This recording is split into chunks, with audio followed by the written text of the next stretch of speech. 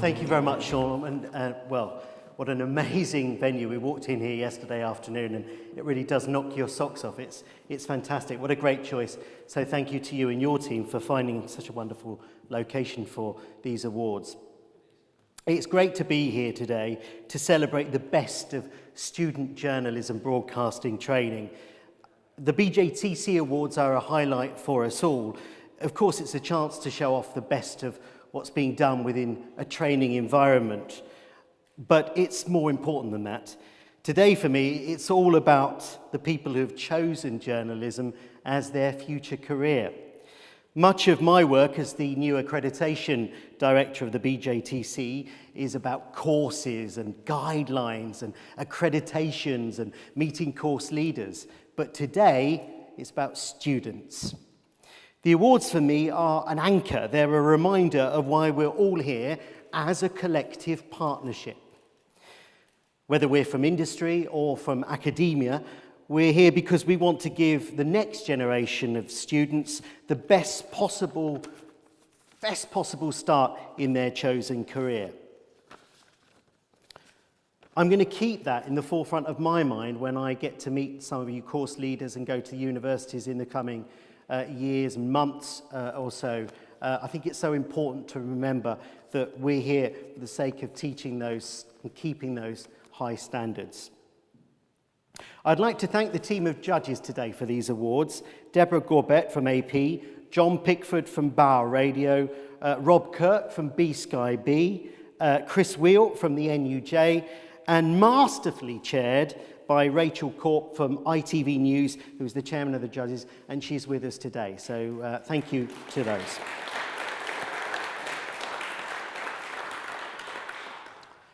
Today's also a very special day for us, as we'll be presenting for the first time the Steve Harris Award for Student Journalist of the Year.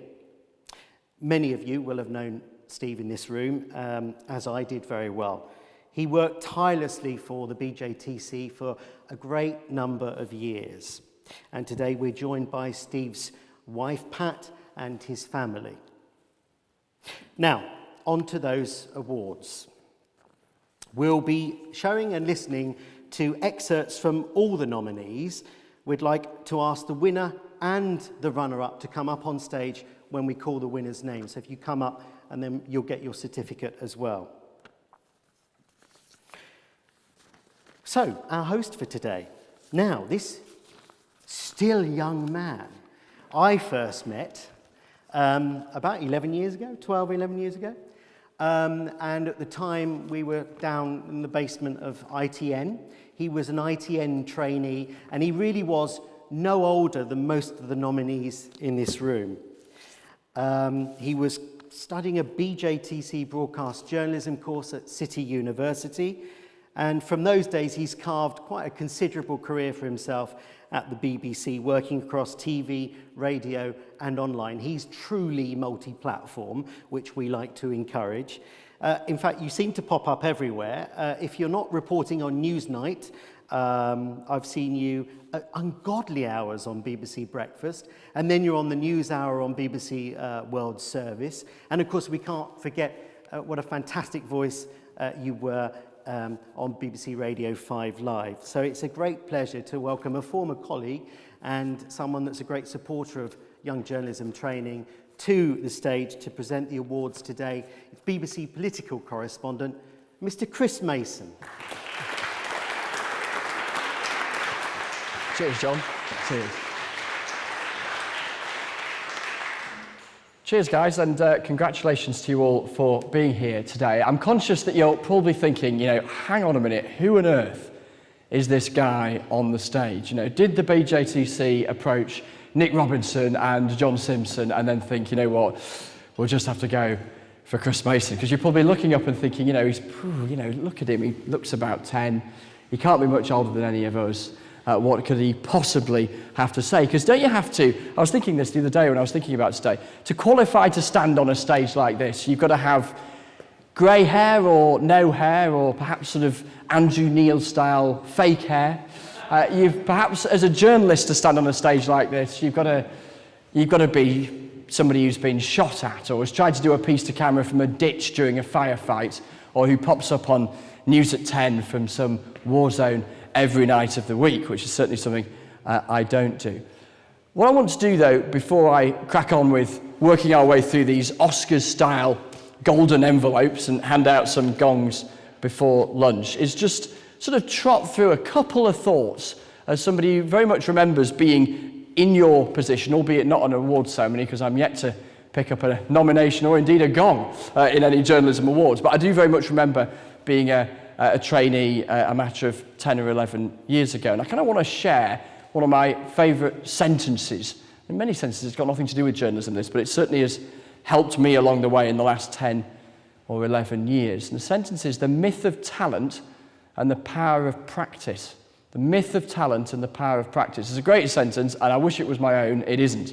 It's from a guy called Matthew Syed, who's a writer on the Times, a former table tennis Olympian, no less. And what he fleshes out in his book is something that I think I've certainly been conscious of as I've worked my way through journalism. When I started out, I was in John's newsroom at IRN as a trainee 11 years ago. John was hugely encouraging of the trainees. There was a good number of us in his newsroom. But I was kind of conscious that even though I'd wanted to be a reporter from about the age of 10, I had the distinct disadvantage of looking about 10 at the time, which pretty much ruled out any prospect of me appearing on the telly anytime soon. And I also I had the probably distinct disadvantage of not sounding very good when I was either reading out loud or talking out loud on the radio.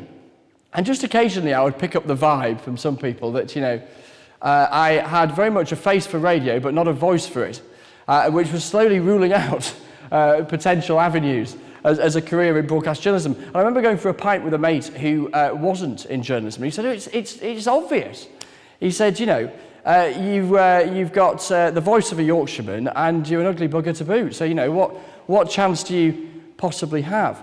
But it made me dwell on that sentence again when I stumbled across this book by Matthew Syed, The Myth of Talent and the Power of Practice. Because you hear that word thrown around, talent, all the time, and particularly in our industry. And I think it's insidious. I think it really can hold people back because it assumes at the outset that it exists. And I'm just not sure it does. I think it's a myth. I just simply think it's a myth. The power of practice is what can get you on and help you progress if you have a clear goal about what you want to do. You have to keep on working, keep on powering through, and you can achieve exactly what you want. Because that word talent, whether it's got Britain's Got bolted before it or not, can kind of act as a brake. It can kind of convince you that if you don't have it, you might as well pack it all in because you've got no chance of succeeding. And so it's completely insidious, it's completely negative.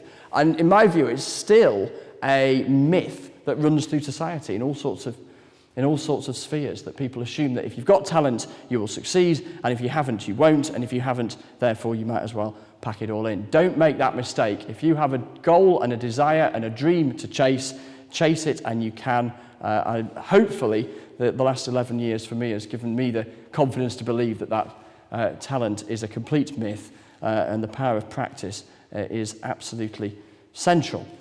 A couple of other points before we get on to the golden envelopes and the prizes and then the meal after that. It's all about making the most of that hard work that you put in, because this is really a passion-led industry. Speaking to some of the guys from the BJTC with careers infinitely longer and more distinguished than mine, what you see there, and I often see when I speak to journalism students too, is a real passion. People don't come into journalism to be millionaires because you can't become one as a journalist, but you can do a job that at its best you would actually do if you were a millionaire for free.